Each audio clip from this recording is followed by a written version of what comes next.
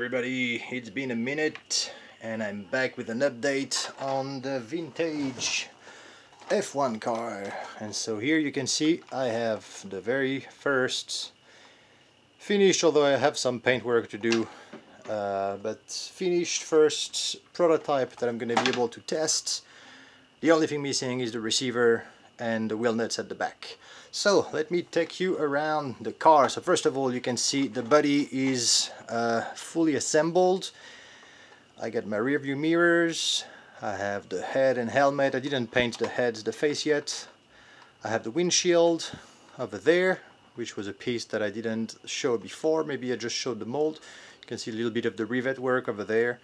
No stickers at all, everything is painted up, either from the inside or like the black from the outside.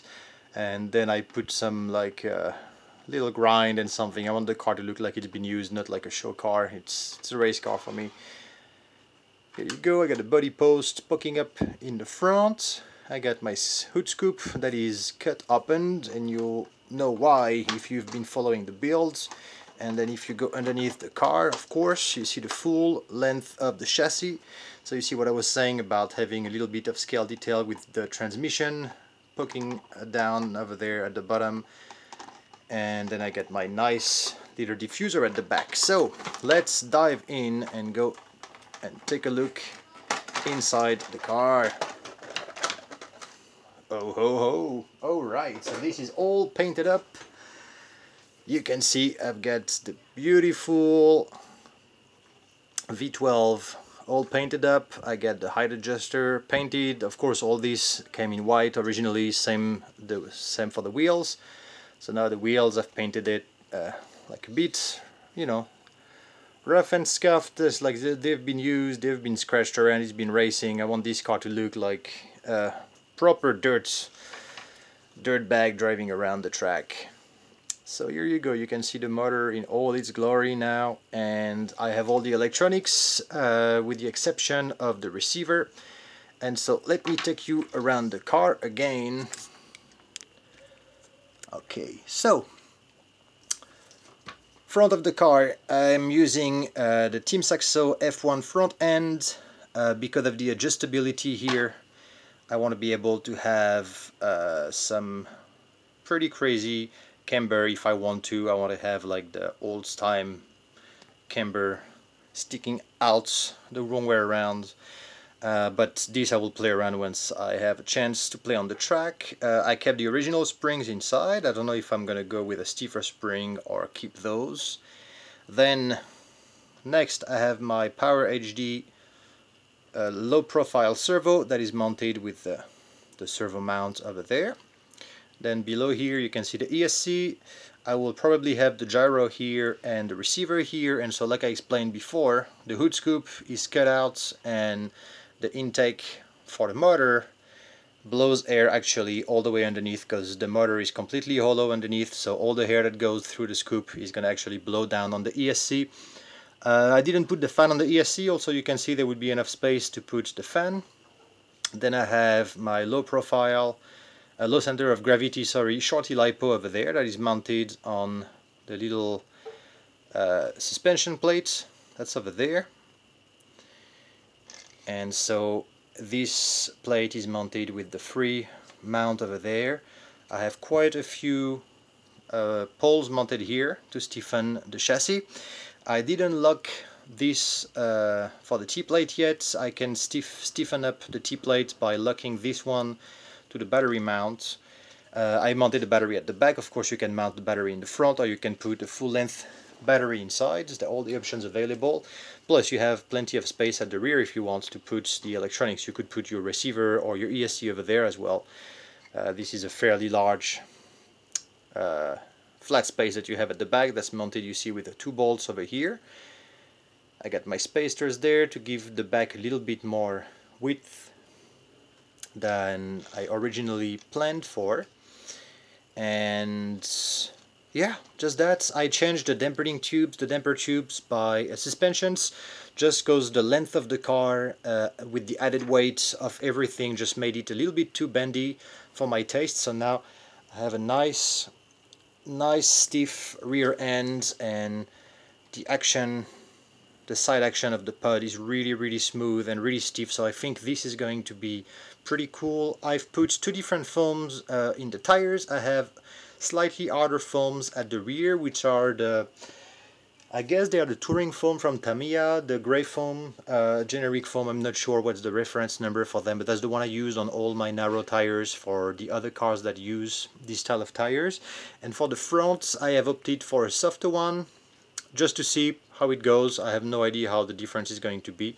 I have to say I really like the way the locks for the tires came out. And yeah, overall, I mean, this is a really good looking beast. I think once painted up, it's gonna be a really nice piece to have. I don't know if it's advisable to keep this for racing purpose, but I'm gonna try to see how it goes with the motor in, just because I just think it's gonna look cool once you remove the body and everybody sees the big motor inside. So you see the scoop here is opened, and so the air is going to flow inside the air intake and then underneath on the ESC and on the battery. And so here you go, this is the pretty much finished working prototype for the car. I'm now going to go testing it. Once the rain stops, we should have the tracks reopened by tomorrow, and if the rain stops, then I'm going to be able to go on the tracks and test it around. So I'm really happy with the way it looks. I think that everything is really cool. The proportions and everything are just right. I might do another body with a different paint job. I might work on some stickers for it. I'm not sure it requires any. But other than that, that's pretty much it for that. And while I've been playing with building the prototype, I have been playing with the chassis itself, because of course I'm planning to use this chassis for F1, because this would be the true wheelbase in 110 of the F1, so it's slightly longer than a regular F1 car, just by about, I guess, 15 mil, something like that.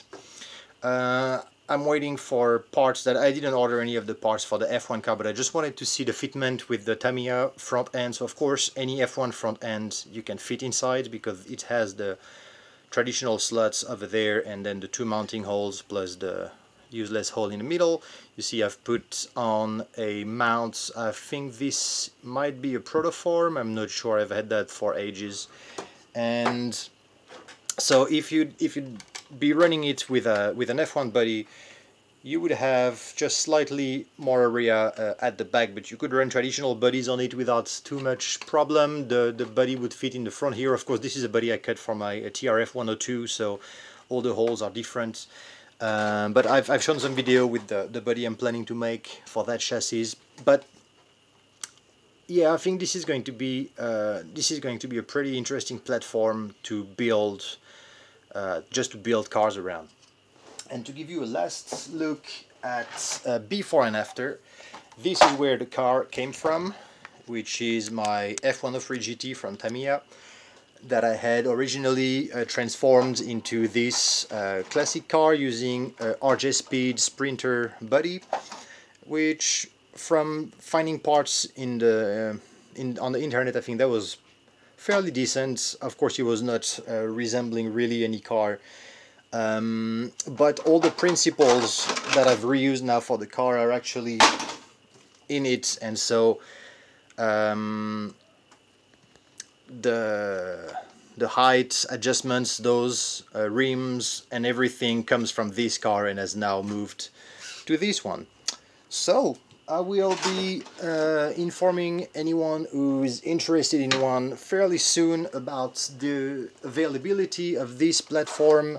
This exact build naked is gonna be on the store maybe in a couple of weeks from now. It's either going to come with or without the axle and front end, and that's the body I have at the moment with this man that doesn't have a name yet. And yeah, I'm just working on, now I'm gonna have to be working on all the testing and making sure the suspension setup and everything is correct, that I have the right spring tension in the front, because now the front is fairly heavy with the motor. And yeah, we'll see what happens. So I will keep you updated on this car in the very near future, and in the meantime, stay safe everybody. Hope you enjoy this vintage F1 in 1/10 scale, and it will be back with more. Alright, see you, bye bye.